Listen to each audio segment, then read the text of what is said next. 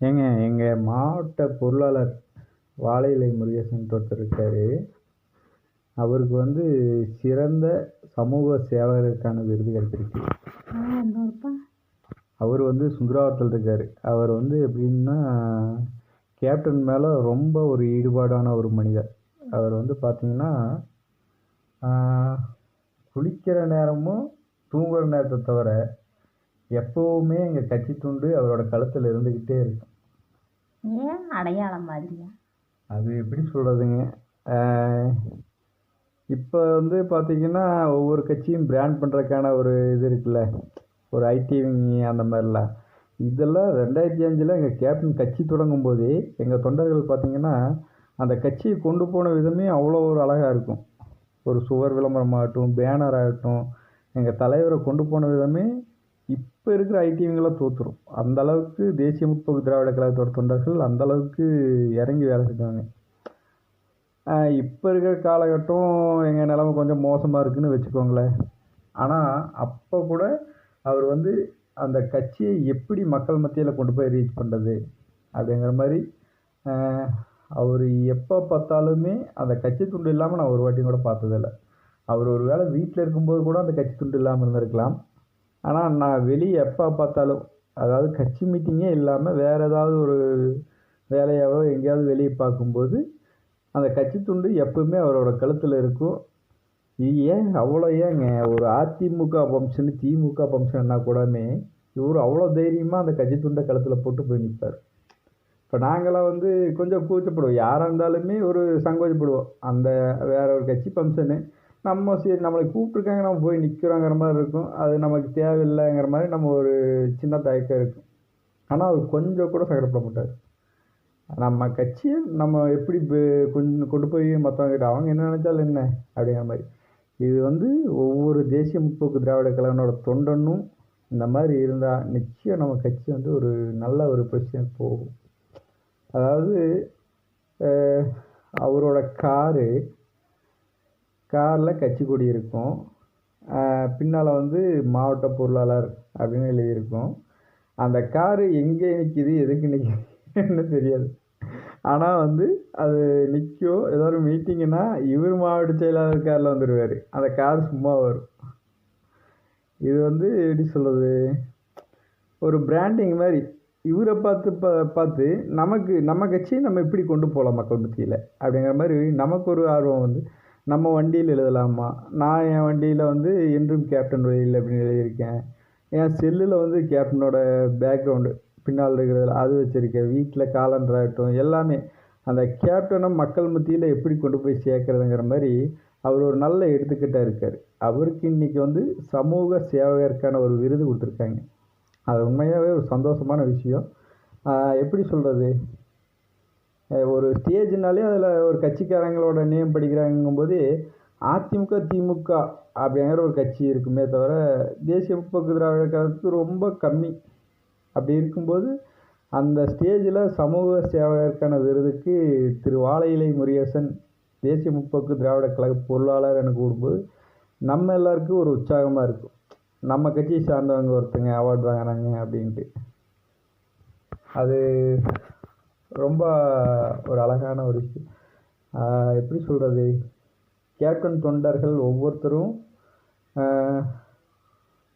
அவங்களால என்ன முடியுதோ அத்தனையும் பண்ணிகிட்ருக்காங்க. நிச்சயமாக இவரை ஒரு எடுத்துக்காட்டாக வச்சு ஒவ்வொரு தொண்டர்களும் கேப்டனை முன்னிறுத்தி மக்கள் மத்தியில் நம்ம கட்சியும் கேப்டனையும் ரீச் பண்ண வைக்கணும். கேப்டனே இல்லாட்டியும் கேப்டனோட புகழ் வந்து வந்துட்டே இருக்கு. கண்டிப்பாக, நிச்சயம். சூப்பர் சூப்பர், வாழ்த்துக்கள். நீங்களே என் கட்சியை சேர்ந்தீங்க. ஒரு கொஸ்டின், இப்போ இந்த வாழை இலை முருகேசன் சொல்றீங்களப்ப அவர்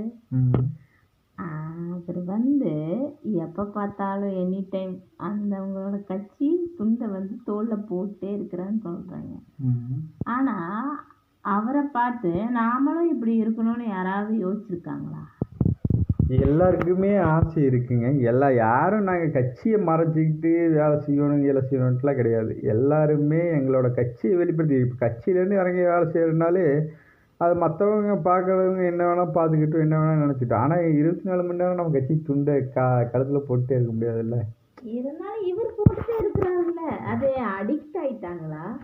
அடிக்ட் இல்லை, இது வந்து எப்படி சொல்கிறதுன்னா, அது என் கட்சி, என் கேப்டன், அந்த மாதிரி அவர் வந்து யார் என்ன நினச்சாலும் என்னங்கிற மாதிரி இது பண்ணிட்டார். அப்போ அந்த அவர் பேர் தான் எனக்கு சரியா தெரியல. அவருக்கு இருக்கிற எண்ணம் ஏன் மற்ற ஆட்களுக்கெல்லாம் இல்லை? இது நம்ம கட்சி, நம்ம இப்படி தான் இருக்கணும், நம்ம எனி டைம் இந்த துண்டு கழுத்துல, அவரோட எண்ணம் எல்லாரோட எண்ணத்துலேயும் இருந்துச்சுன்னா அது இன்னும் எப்படி சொல்கிறது, அதிகமாக இம்ப்ரூவ்மெண்ட் ஆகலாம்ல. இது வந்து கொஞ்சம் யோசிக்க வேண்டிய விஷயந்தான். ஆனால் நீங்கள் சொல்கிற கருத்து வந்து எப்படி சொல்கிறதுன்னா கரெக்டு. அதாவது எப்படி சொல்கிறதுன்னா, நம்ம கட்சி நம்ம வெளிப்படுத்த தயங்கினாலே அது கொஞ்சம் மக்கள் மத்தியில் கொண்டு போகிறது கொஞ்சம் கஷ்டம்தான். அதனால் முடிஞ்ச மட்டும் நம்ம கட்சியை வெளிப்படுத்துறது நல்லது. ஆனால் வந்து நீங்கள் சொல்கிற மாதிரி துண்டு போட்டு வெளிப்படுத்த முடியுமான்னு எனக்கு தெரியல. அது வந்து ஒரு சங்கோஜமாக இருக்கும். ஒரு கட்சி மீட்டிங்கும்போது நம்ம துண்டு போட்டு போகிறது நல்லது. சும்மா நார்மலாக இருக்கும்போது நம்ம துண்டு போட்டு அவர் சுற்றுவாருங்கிறக்காக நம்ம சுற்ற முடியுங்களாங்க? அவர் சொந்தமாக கடை வச்சுருக்காரு, எல்லாம் இது பண்ணுறாரு, நம்ம வேலைக்கு போகிறோம். அப்படி நம்ம வேலைக்கு போகிறதுக்கு இல்லாத ஒரு கூட்டம் உங்களுக்கெல்லாம் இருக்கா? இது என்னங்க கேள்வி? அதுதாங்க, இப்போ அவர் வந்து இப்போ ஒரு ஏடிஎம்கே ஃபங்க்ஷன்னாலும் சரி, டிஎம்கே ஃபங்க்ஷன்னாலும் சரி, அவர் எங்கள் கட்சி துண்டை போட்டு போய் நிற்பார். அந்த தைரியம் எங்களுக்கு இல்லையே.